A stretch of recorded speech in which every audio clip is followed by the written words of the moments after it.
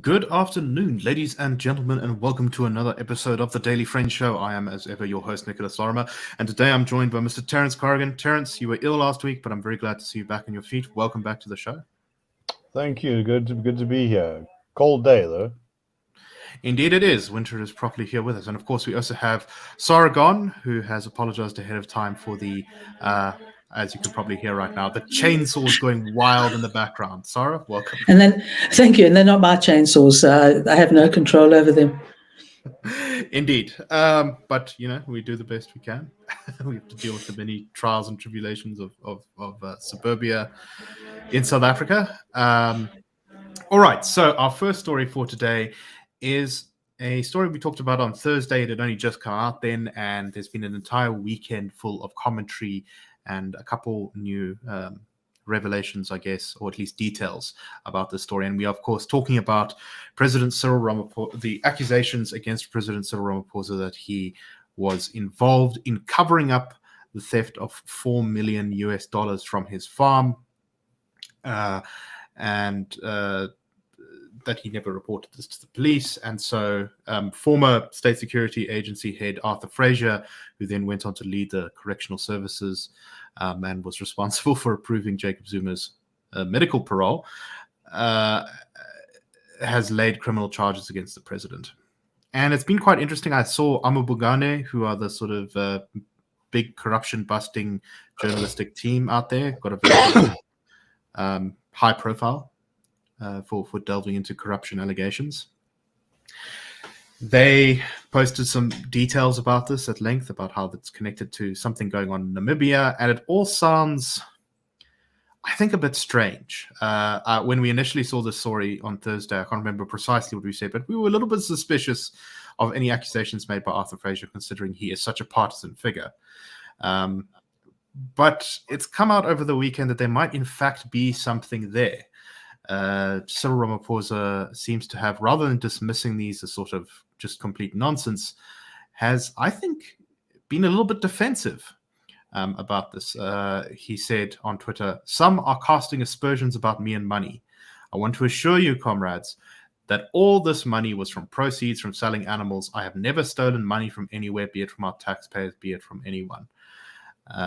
His team also went on to say that the people making these allegations have, quote, their own political agenda and are well aware of that. It will not deter me from fighting corruption. So, Sara, let's start with you. What do you make of this? Do you think I'm reading too much into it by saying that the president was a little bit defensive in responding to some of these allegations? No, I agree with you. I think the tone was defensive. And I also thought the first utterances when this came up included a sort of, well, we did a satisfied with the investigation, and I informed my protection unit, and they had a charge, or they informed the police or something. It was very defensive. It was very wishy-washy. It gave the sense that there's a whole process that if either was not followed or half followed, and it's just the nature of the allegations. There are two things. The one is that $4 million, if you convert it, is about 60 million rand. So it's not little money. That's the one thing. The other thing is, where in the hell would he have kept it in the house? That, if the domestic tipped off people, which is very, that's a very common way of home theft happening. And also the fact that amount of dollars is, as far as I know, the Reserve Bank doesn't. Right, they could very well be sort of foreign exchange. Foreign exchange issues, which of course could mean that Cyril gets affected by effectively the Al Capone method of getting rid of the senior person. Whether it's the Namibian angle, I've not seen much about, but if that suggests there may be something more unpleasant about it. But I think what one must not underestimate is what we spoke about earlier, and that is that Arthur Fraser's a very canny operator. He knows his stuff. He's not a clown in the ex-clown in the secret services. He's a very sharp operator and a very he's a tough guy, and I think one has to be very careful, because I very much doubt that someone like Fraser would have gone and done this on a whim or sort of with half-cocked evidence. So it is intriguing, and obviously, if it negatively affects Cyril's reputation, that would be very bad for the ANC, because there would be no glue left. Exactly. Also, I just don't fully understand why, if this is theft, he might be trying to cover it up, particularly when it seems to be sort of from him or from his business. Anyway, it's a strange story. And I'm sure the more and more evidence will come out as it goes into the public square. As for the political hit aspect of this is very obviously a political hit in the lead up to the ANC's elective conference in December of this year. But just because of political hit doesn't mean it's necessarily untrue. So I think it's becoming increasingly clear that we at least have to take this seriously. So there was a lot of commentary over the weekend about this. Some people expressing big concern for Ramaphosa, saying, "Oh, this looks bad for him," and other people saying that this was terrible, and in fact, maybe we even need to rally more around Ramaphosa than ever before. Justice Malala didn't say that quite, but he did say that if Cyril Ramaphosa goes down due to these allegations, that it will be the return of the state capture crowd, and we'll be back where we were in the mid-2010s. An interesting question that. Terence, what do you make of some of the politics of this? Do you think that if Cyril goes, then the Zumarites will be back in control, and then everything will be terrible? Or do you think things will be much the same? What do you make of all this? Well, it's a complicated question. I mean, I think that one of the smoking guns about the political hit aspect is that this is alleged to have happened in 2020. That's a long time ago. to have sat on evidence of wrongdoing does not inspire probity in the person leading the charge. Inspire confidence in the probity of the person leading the charge, not inspire probity. That might be too much. An ANC without Ramaphosa, I think, becomes an organization rather like the story of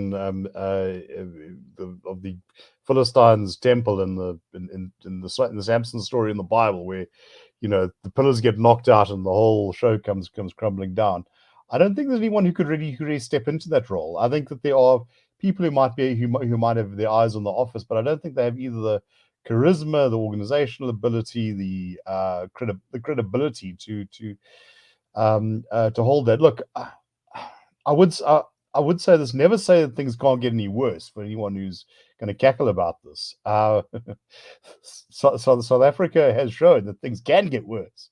Sometimes they can get significantly worse when you thought, our politics is testimony to the way things just get more and more ridiculous. So, like, look, just on that point, if anyone ever says things can't get worse, there is a country called South Sudan. And I think they're about the only people on earth who could possibly say that things can't possibly get worse. Yeah, you say that now.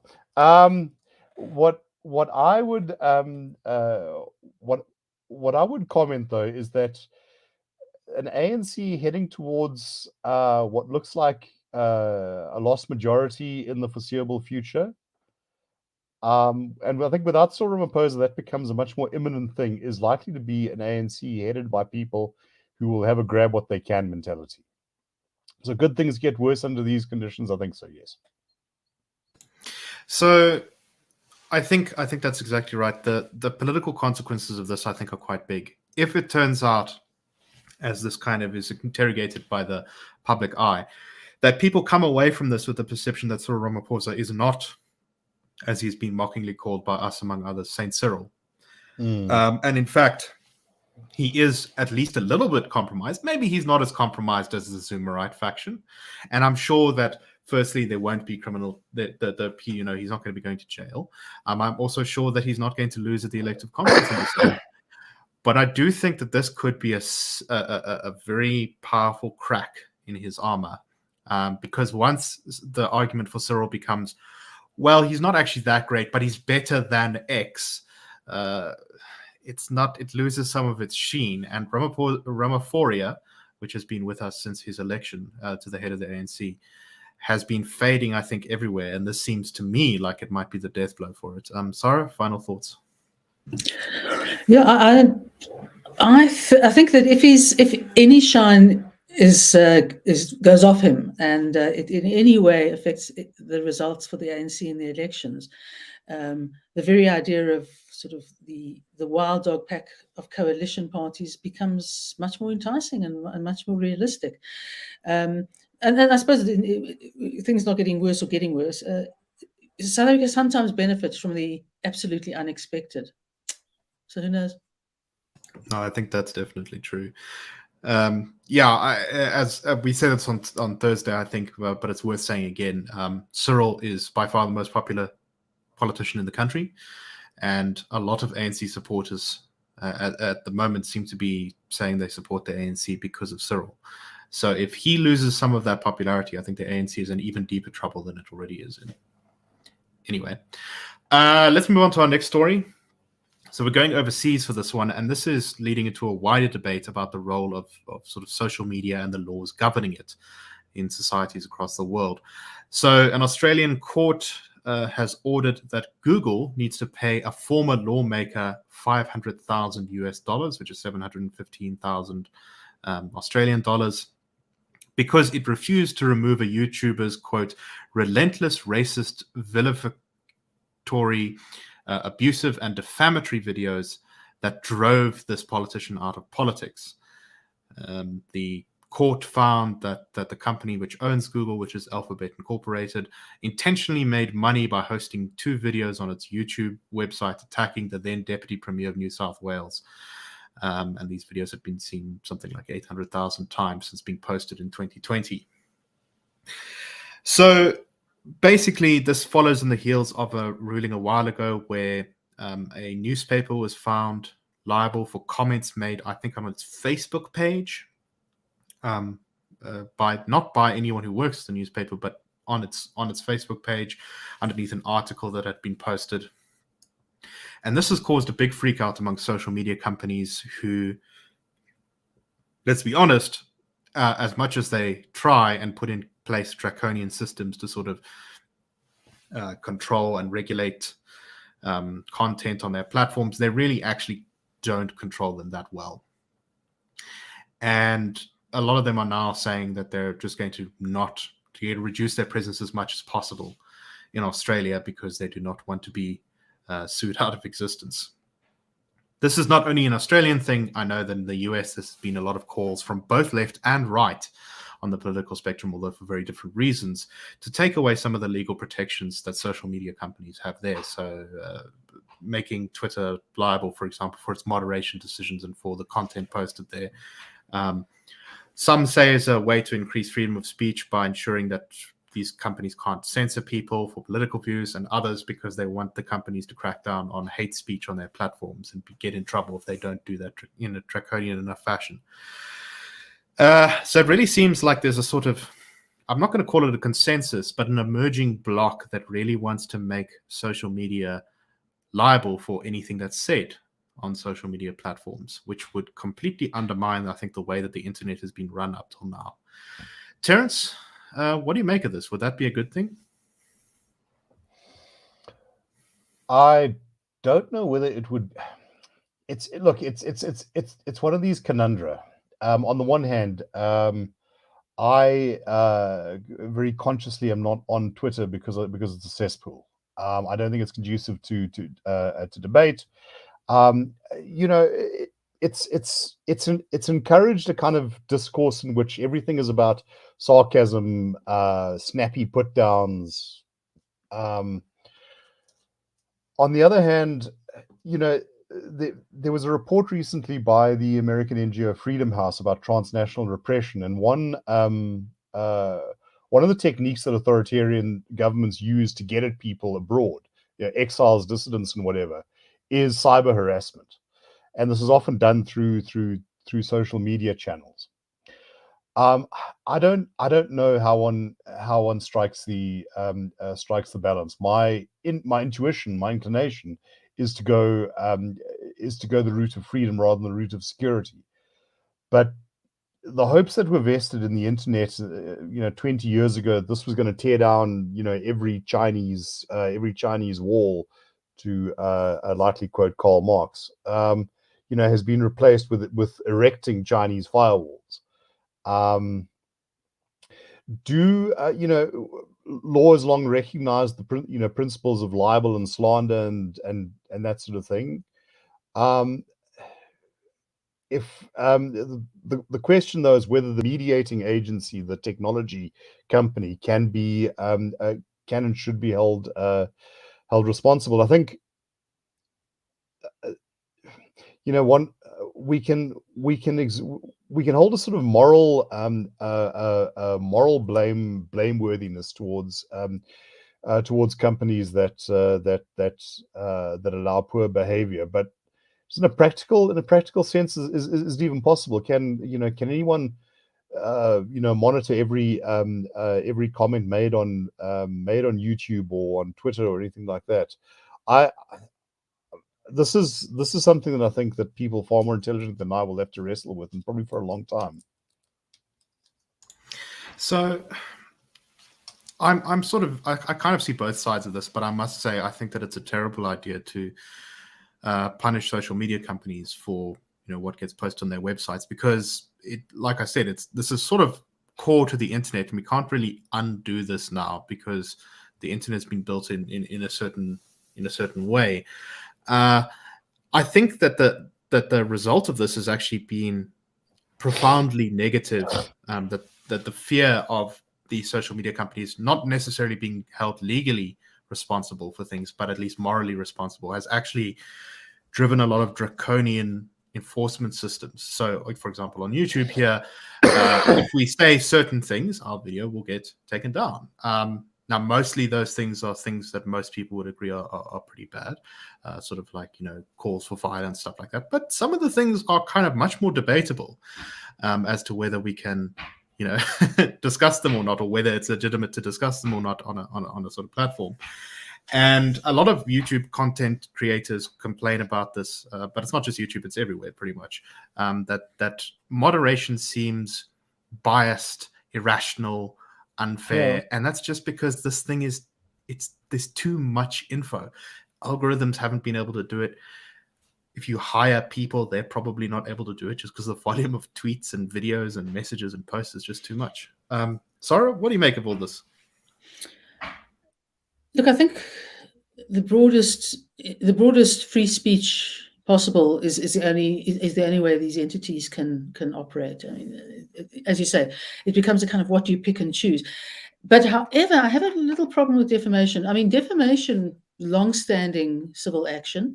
Obviously, in the past, it was letters being written. Then it was emails, and people were held to have committed defamation of email correspondence. That mean, in actual fact, that's no different to Twitter.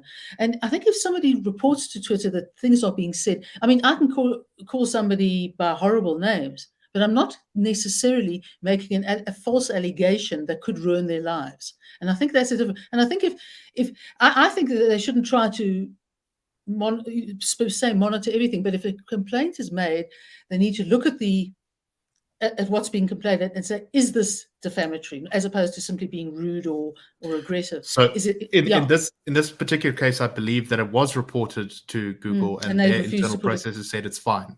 Yeah. Well, you see, the problem, and of course the problem with Twitter, and I kind of really agree with Terence on this, is you can't sue the person. You should be suing the person who made the comments, but you can't find the person. You don't know who the person is. They have a pseudonym or whatever it else may be. 69 said this about you. Wow, the drums on my beat. Whiskey Jack said, "Hey, are you up?"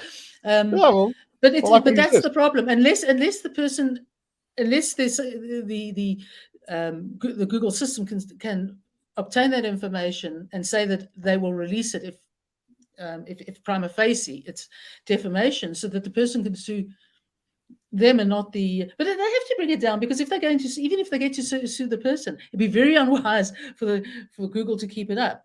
I don't know, maybe wrong, but I think that's more manageable than trying to sort of manage the moral or political content of anything. So what's kind of interesting here is I think that's part of the problem is that a lot of this happens across borders as well, right? So even if you know who the person is, you trying to sue someone for defamation in another country who does different set of liable laws, it doesn't really quite work in the same way. So I think it's a puzzle. It's not easy. I mean, it really is not easy. But the problem is, and I've been involved way back in a couple of defamation cases, and I'm actually seeing it happen in, funny, let me say, I'm seeing it happen now in respect to teachers being harassed at schools in terms of the ethos of promoting critical race theory. It is devastating. It is absolutely devastating. The guilt, guilty before you're proven innocent sort of scenario. So it's a very ugly thing. It's a very, very personally ugly thing. Oh, definitely. Anyway, this is certainly some. Go ahead, Just picking up on Sara's reference to our friend Whiskey Jack. I think he makes an excellent point that discourse has been the biggest victim. I think absolutely. I wrote a piece in the Daily Friend about this about sort of two weeks ago, about what, Musk or no Musk. Twitter's not where you're going to have a proper debate. Structure. It's just the medium is not suitable for it. And I think in an ideal world, perhaps what we should be going back for, what we should be trying to promote is more respectful and polite and open-minded dialogue. There was a thing. There was an article in the Daily Maverick where someone was talking about the Stellenbosch case and said, well, because systematic racism is real, he will believe until it's proven otherwise that this is a racist incident. Already, so we start with a conclusion and then we work from there, rather than saying, well, there are an infinite number of explanations for why this disgraceful incident happened, of which one may be racism, and let's try and establish the facts. We are living, I think, often in tribal or ideological bubbles, and it's not good for a pluralistic democracy.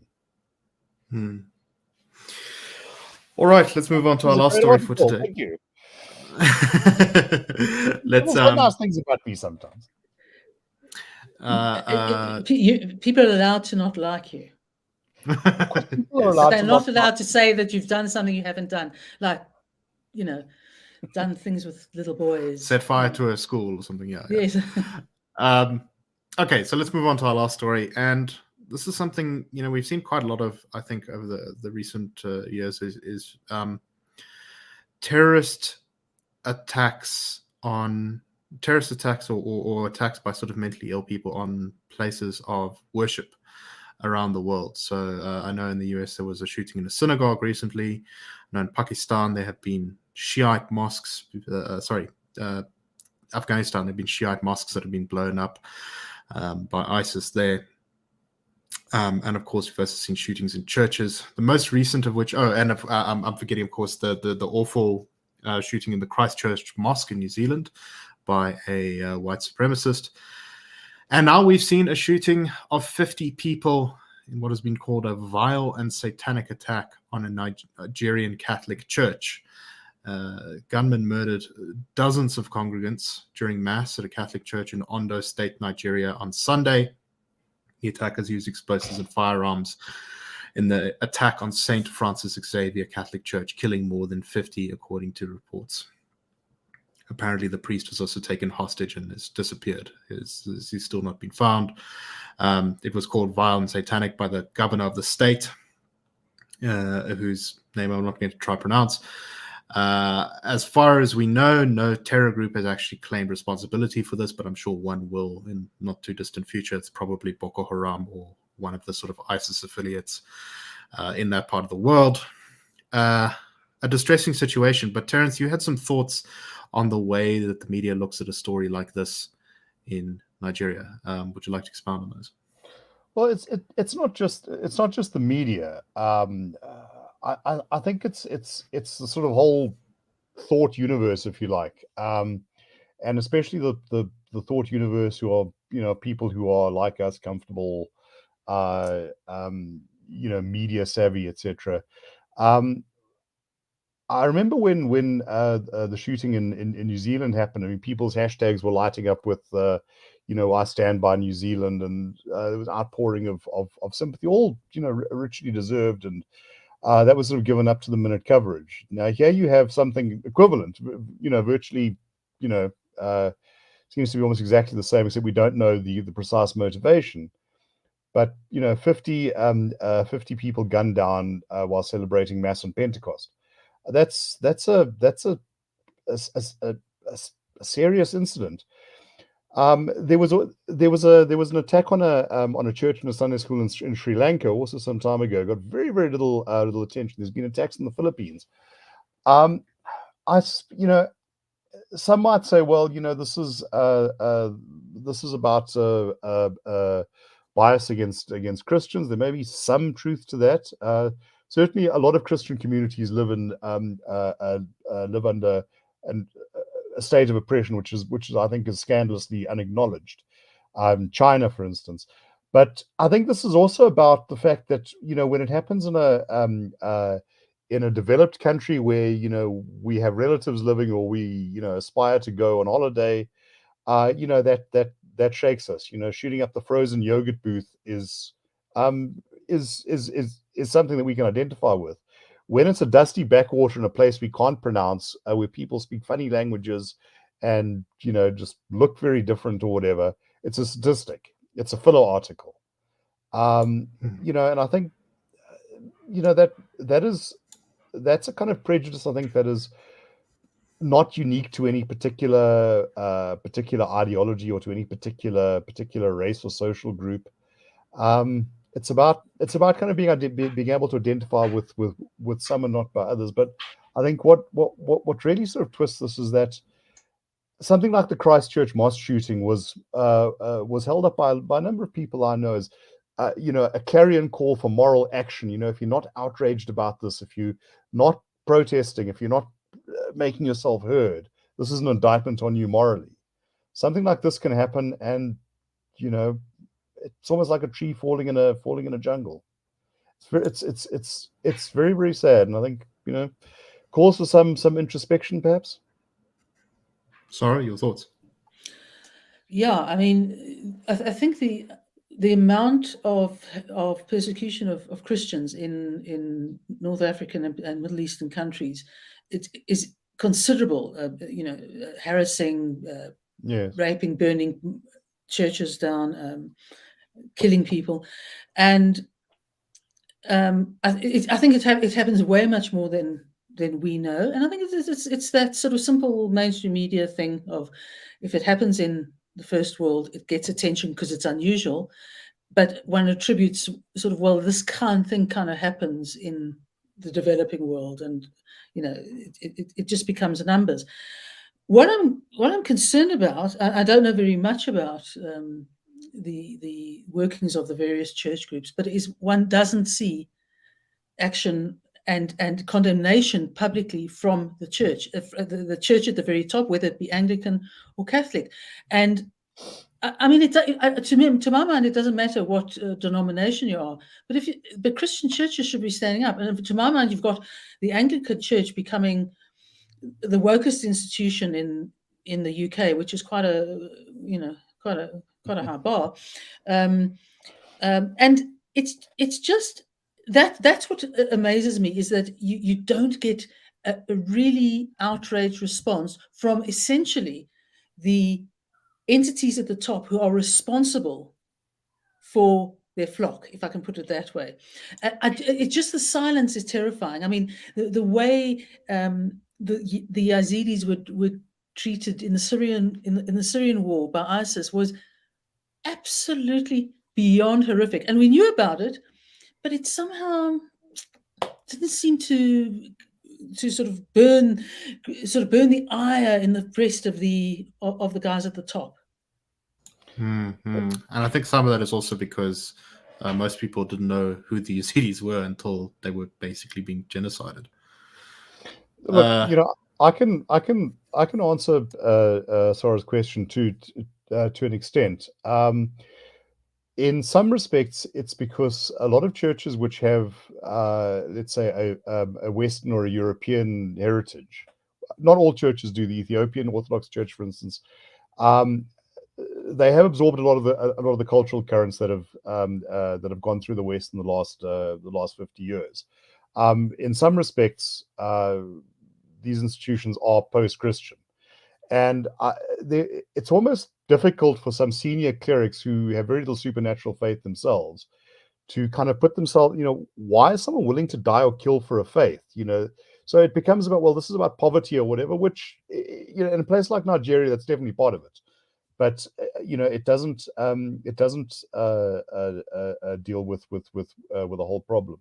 Secondly, there is a tradition in Christianity that almost views persecution as attacks of the faith. I mean that, and there is no Christianity does not have the sort of international faith community that exists to an extent amongst Muslims. They have the Organization of Islamic Cooperation.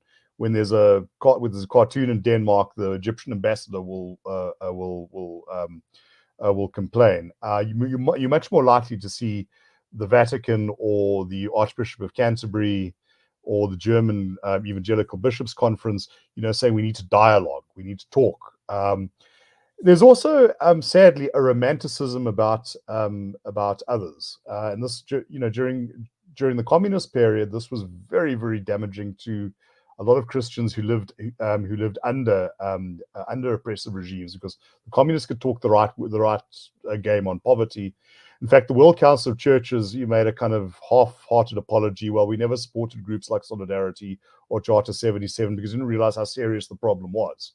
Well, yeah, the Vatican, and I'm a Roman Catholic myself, not the world's best one, so please don't take me as your starting point.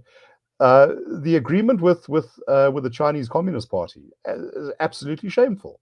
From what I can establish, and as far as I can establish, the text has never been released, but it's worse than the one they concluded with the Nazis. That one said, we'll keep out of each other's lane. This one says, well, we'll kind of give the Chinese have veto powers, and the character of the Communist Party of China was known before, and they carried on doing exactly what they were doing.